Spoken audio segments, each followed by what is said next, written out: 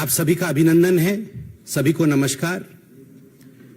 बंगाल में पंचायत चुनाव के नतीजों का गणना चल रहा है और स्वाभाविक रूप से जहां तक बंगाल का स्वभाव है, हम जानते हैं कि कहा जाता था कि what Bengal thinks today India thinks tomorrow. जिस भूमि से कभी वंदे मातरम के शब्द उपजे थे, आज बड़े दुख के साथ कहना पड़ रहा है कि आज उसी भूमि में थैंक्स टू टीएमसी जिस प्रकार की हिंसा हो रही है वो अपने आप में अप्रत्याशित है। इससे पहले कभी इस प्रकार की हिंसा न हमने कभी देखा था, न किसी चुनाव में सुना था। चुनाव और हिंसा आज बंगाल में पर्यायवाची शब्द बने हुए हैं और बंगाल में ये कोई पहली बार हो रहा हो ऐसा विषय भी नहीं।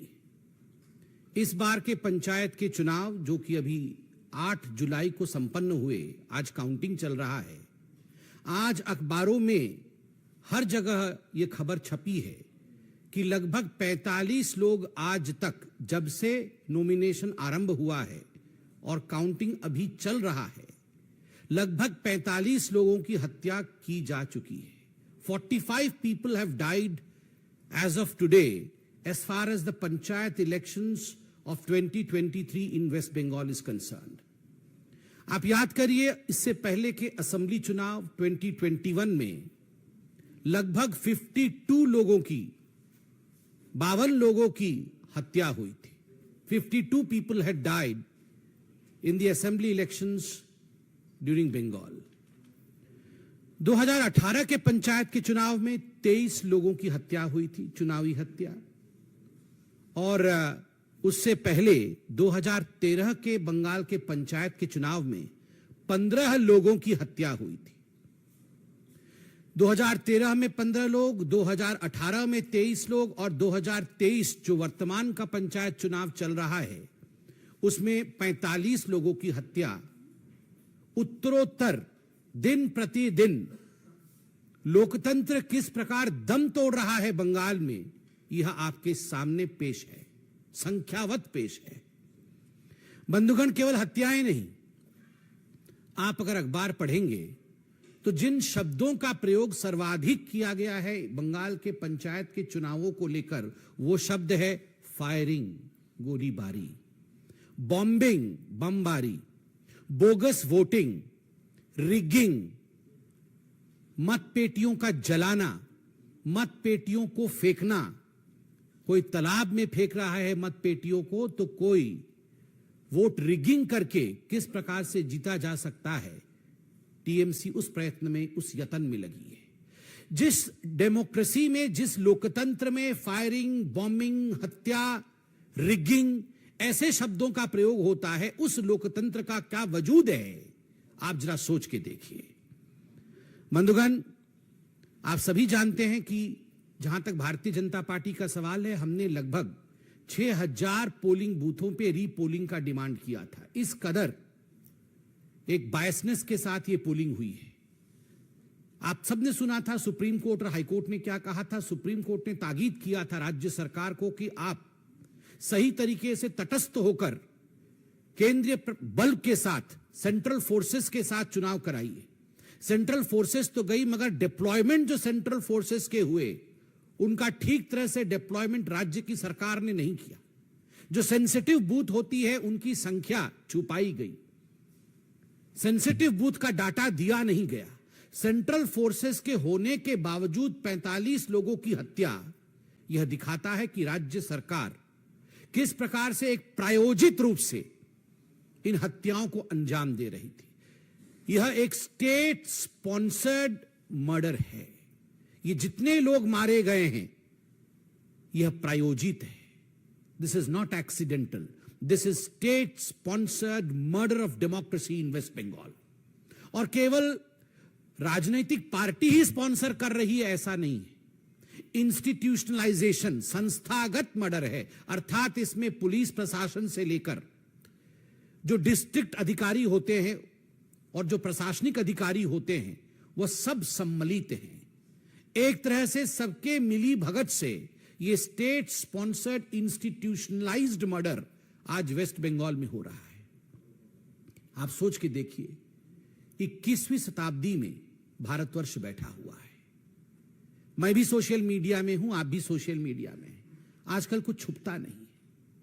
जब हम सोशल मीडिया और फेसबुक में देखते हैं एक के ऊपर एक लद करके डेड बॉडियों को ट्रक से या बस से उतारा जा रहा है और स्ट्रेचर्स में डाला जा रहा है, किसी के हाथ मुड़े हुए हैं, किसी के पांव मुड़े हुए हैं, और ये किसी एक्सीडेंट का सीन नहीं, ये कोई दुर्घटना का दृश्य नहीं, ये मर्डर है, ब्लेटेंट मर्डर।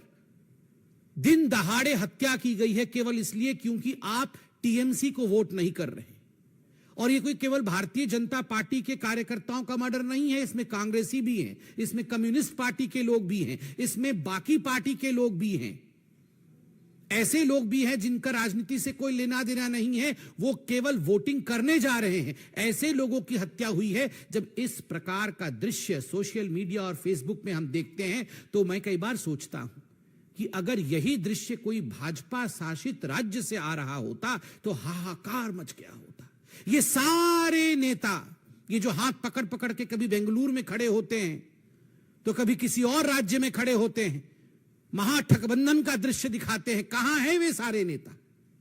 कहां है लालू प्रसाद यादव? कहां है नीतीश जी? कहां है वो मोहब्बत की दुकान खोलने वाले राहुल गांधी? कहां है ये सारे महागठबंधन के नेता?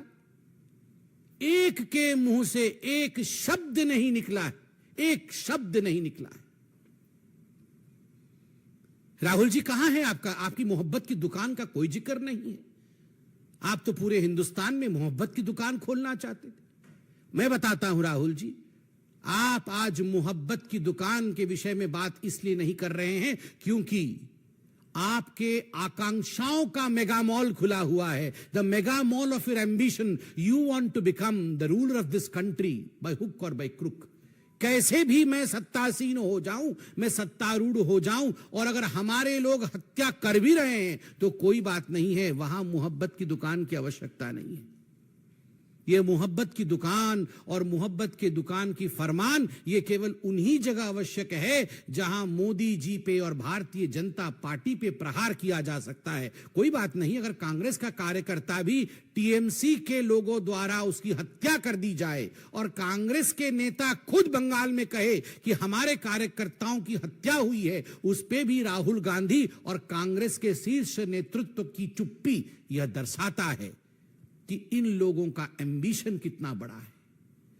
यह लोग डेमोक्रेसी की हत्या होते हुए देख सकते हैं मगर अपने एम्बिशन की हत्या होते हुए, अपनी महत्वाकांक्षा को लूटते हुए नहीं देख सकते। मां, माटी और मानुष की बात करती थी ममता बनर्जी। मां आज बिलख रही है, रो रही है। माटी आज रक्त रंजित है। मानुष की आज हत्या हो चुकी है। और ममता जी माफ करिएगा अगर मैं कहूं कि निर्मम बंदोपाध्याय जी ये सब मूक दर्शक बन के देख रही है तो ये अतिशयोक्ति नहीं होगी। ये निर्ममता है, ये ममता नहीं है। ये डायमंड हार्बर मॉडल है। डायमंड हार्बर जहां से अभिषेक बनर्जी लड़ते हैं, उनकी कॉन्स्टिट्यूएंसी है भाईपुओं की, और जिस प्रकार से वहां दादागिरी की राजनीति चल रही है, वहां counting agent Bharatiya Janata party और दूसरे पार्टी के काउंटिंग एजेंटों को छोड़ा तक नहीं जा रहा है। ये चारों ओर बंगाल में ये चल रहा है।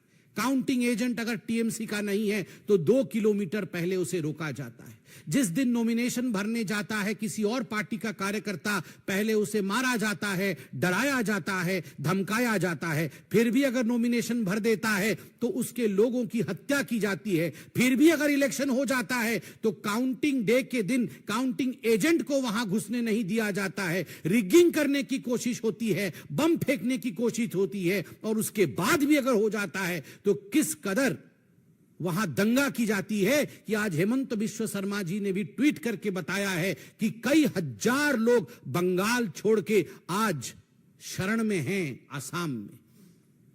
यह लोकतंत्र है, यह लोकतंत्र है ममता दी। ममता जी आपको उत्तर देना होगा, क्या यह लोकतंत्र है कि एक राज्य के लोग